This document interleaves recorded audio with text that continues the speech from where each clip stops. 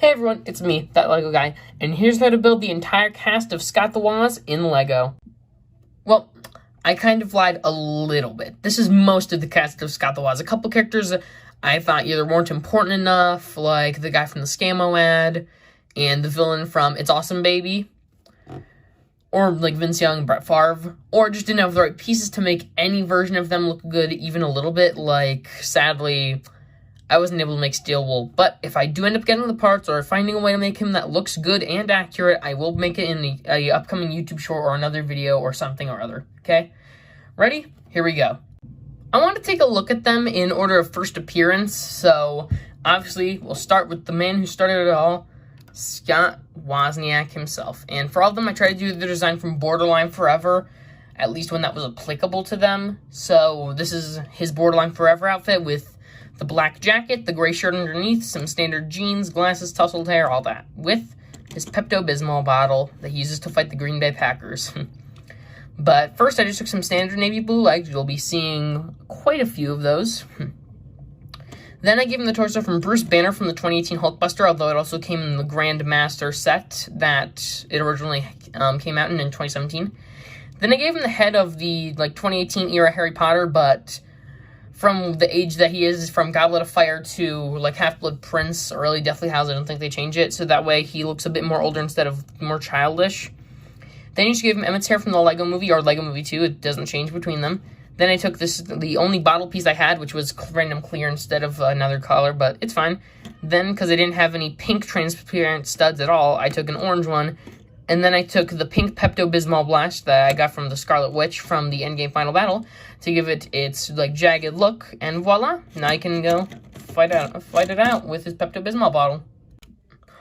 Next up, let's take a look at the batch of characters that were introduced in the first Christmas special, Immaculate Christmas, released December 24th of 2017. First character other than Scott that shows up in that episode was Terry Lesler, vegan, owner of Lesler Pumpkin Orchards.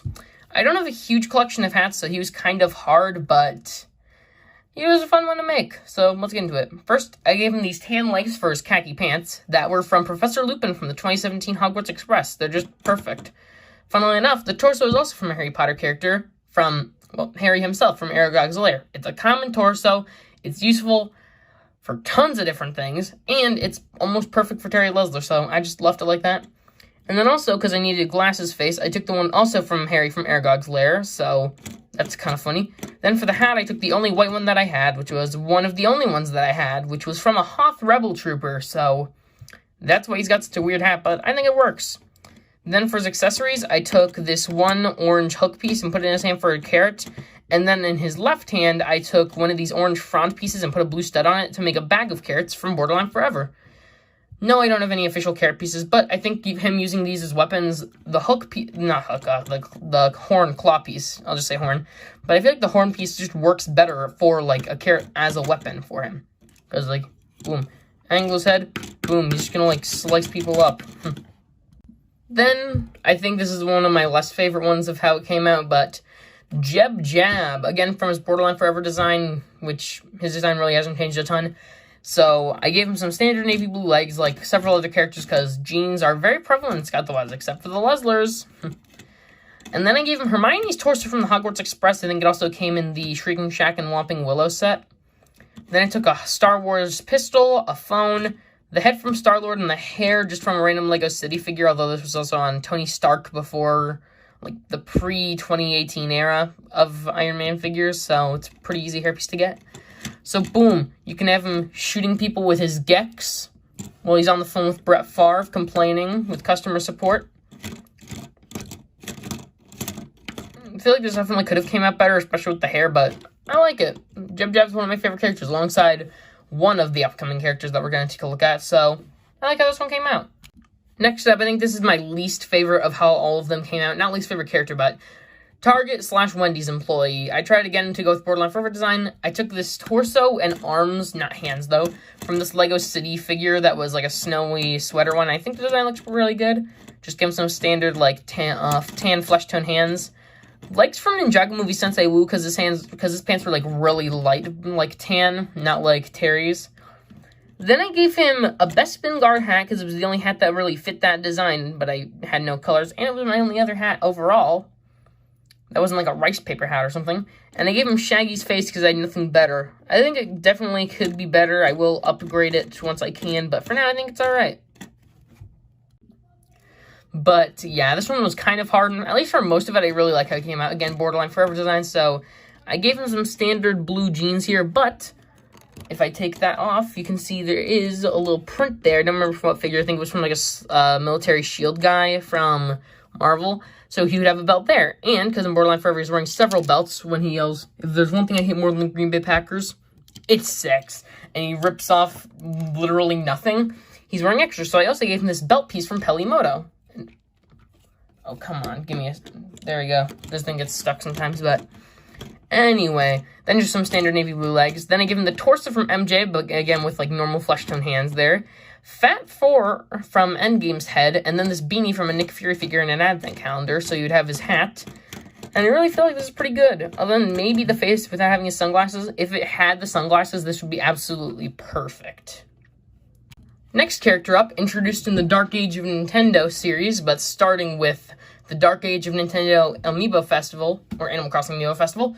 The therapist, the man, the myth, the legend, Dr. Gerald Atrix.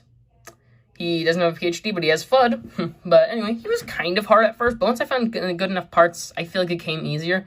For the hair, it was pretty obvious. I gave him some Peter Parker. Oh, come on. Twice already. Sorry, this thing gets stuck, but yeah.